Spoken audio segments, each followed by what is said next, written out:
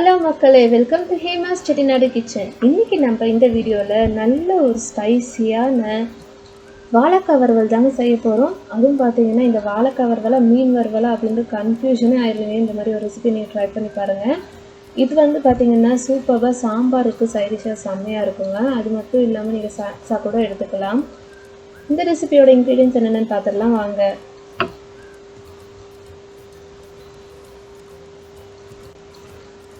நான் இன்றைக்கி பார்த்திங்கன்னா 2 வாழைக்காவை எடுத்து இந்த மாதிரி ஸ்லைஸாக வந்து நறுக்கியிருக்கேங்க. 1 இன்ச் அளவுக்கு நறுக்குனிங்கன்னா கரெக்டாக இருக்குங்க.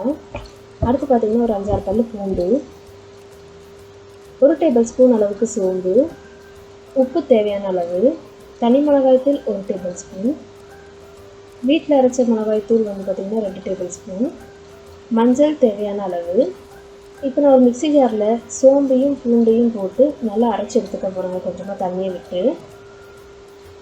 இன்னொரு பக்கம் பார்த்திங்கன்னா நான் இப்போ நறுக்கி வச்சுருக்கிற வாழைக்காவை வந்து ஒரு ஆவி வேக வச்சு எடுத்துக்க போகிறோம். அதுக்கு தேவையான அளவு மஞ்சளும் கொஞ்சமாக உப்பு சேர்த்துக்க போகிறேங்க. பாருங்கள், இந்த மாதிரி ஃபோக்கில் குத்தி பார்த்திங்கன்னா நல்லா இந்த மாதிரி வெந்துடுங்க போடுங்க. ரொம்ப வேக வச்சிட்டிங்க அப்படின்னா நம்மளுக்கு வந்து குழஞ்ச மாதிரி ஆயிரும், இல்லை உடஞ்சி போயிடும்.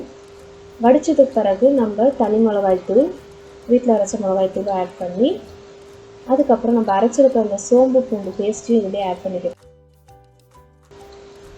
பாருங்கள், இப்போ என்ன பண்ணுறோம், இதுக்கு தேவையான அளவு உப்பையும் ஆட் பண்ணிக்க போகிறோம். போட்டு நல்லா ஒரு பரட்டிக்கலாம்.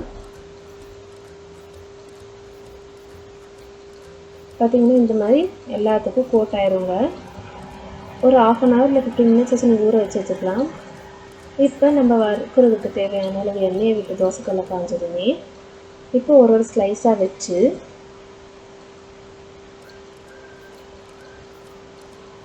நல்ல முன்னையும் பின்னையும் பரட்டி போட்டு எடுத்தோம் அப்படின்னா நல்ல காரசாரமான வாழைக்காய் வறுவல். இது வாழைக்காய் வறுவலா மீன் வறுவலானே கன்ஃபியூஸ் ஆகிருப்பாங்க நீங்கள் கொடுத்தீங்க அப்படின்னா.